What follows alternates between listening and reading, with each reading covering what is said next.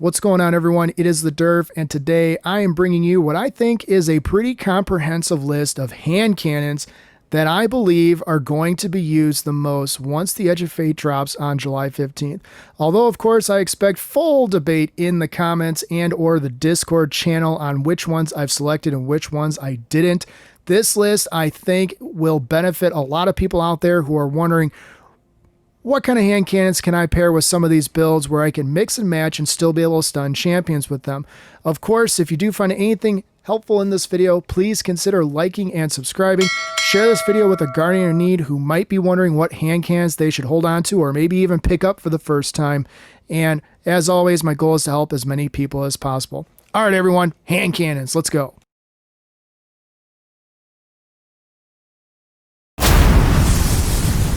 First up on the list, a very popular PvP hand cannon, Crimson. Now, most people know that I don't play a heck of a lot of PvP, not because I don't find it enjoyable, I just really enjoy build crafting for PvE. Well, now that Crimson has the ability, or will have the ability, I should say, during the Edge of Fate to stun champions, specifically Unstoppables, that's going to be a game changer because Crimson can be used to keep the carnage going with its ever-loading magazine as long as you keep getting kills. So this is going to be one of those interesting weapons where maybe it won't be first on the list for people to put into their builds, but it might be something to consider depending on the style of activity and or the distance you might be firing your hand cannon from, because this thing does have insane range. So if you haven't been messing around with Crimson in a while, or maybe you don't have the catalyst completed yet, this is your chance. This is your sign. Just get the catalyst complete. Go around, get used to it in PvP because, you know, PvP is still fun, but maybe, just maybe, you might be able to incorporate this in some of your PvE builds. Next up, we have Malfeasance. Now, Malfeasance does not need the artifact in order to be able to stun unstoppable champions because it can do that intrinsically. However, I am using this platform as an opportunity to remind people that it exists. Malfeasance deals huge damage, especially hunters who love to run Lucky Pants. I think you're going to want to bust this one out, at least for the opening act of the Edge of Fate, because we don't quite know how some of these other legendary hand cannons are going to function or how their power is going to compare, but you can always trust Malfeasance to at least be a pretty good secondary DPS option, and depending on if you're a hunter or not, maybe even your primary. Grab your Malfeasance, or if you haven't, let this be your sign to get the exotic quest done. I know it's a little bit of a grind, but trust me, it is 1,000% worth it, and those who have it will 100% agree with me. Go get Malfeasance if you don't have it, and if you do have it, just remember, this is your sign that you might want to pull this out on day one of Edge of Fate.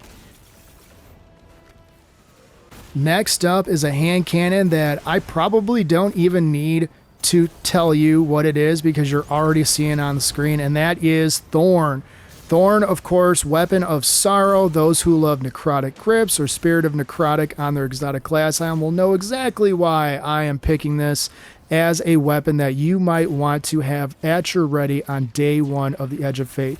Combine that with the fact that this is an exotic and can deal with unstoppable champs on top of it, plus all the benefits you generally get from Thorn in general.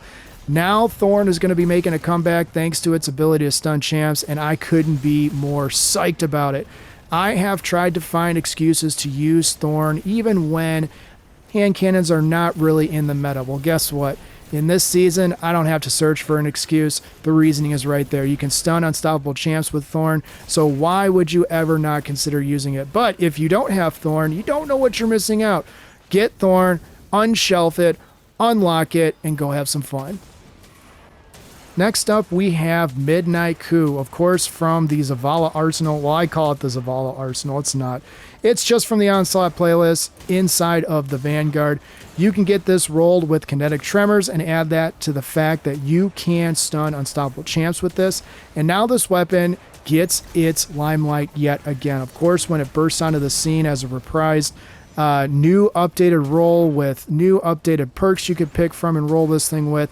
This was one of those hand cannons that people had a hard time putting down. It's very easy to control. It's got very good reload speed, very good handling, and it's going to be one of those weapons that I'm going to be interested to see what some people do with it in different styles of play. So you free up your exotic slot, you can still continue stunning the champs with this weapon and proccing kinetic tremors. So if you don't have a good roll of Midnight Coup, this is your sign to go get one.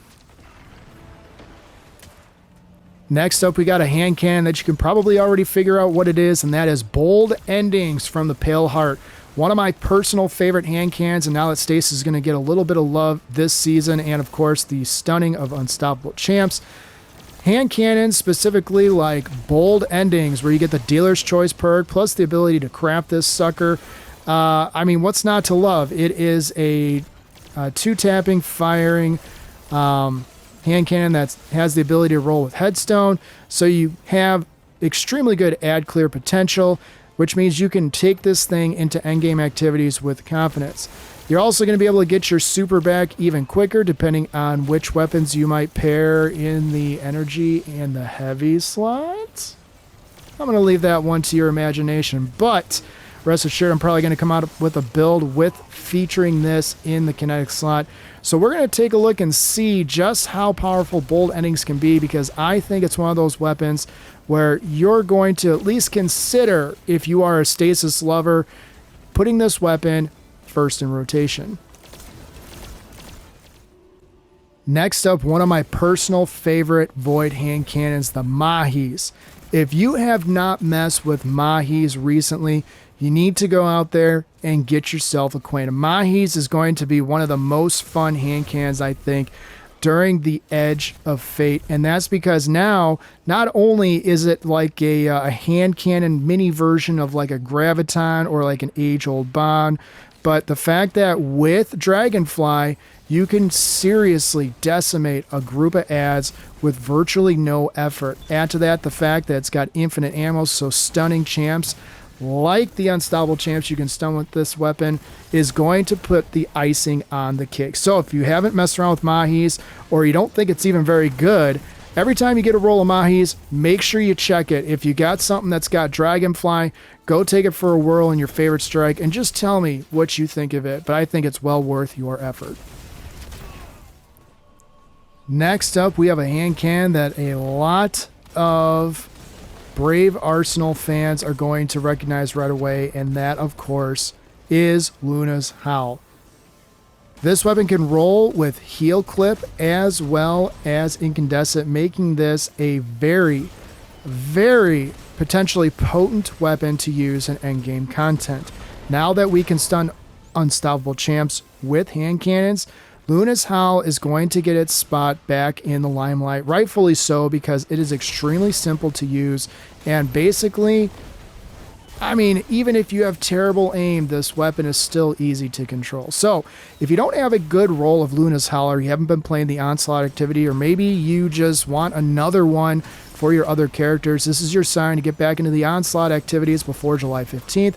Get yourself a Luna's Howl. Next up, we got one of my favorite King's Fall raid legendary weapons, and that is Z-Bane. Z-Bane can roll with explosive payload as well as incandescent, making it a heavy hitter in potential endgame activities once the Edge of Fate drops here on July 15th. You can stun Unstoppable Champions with hand cannons this upcoming season.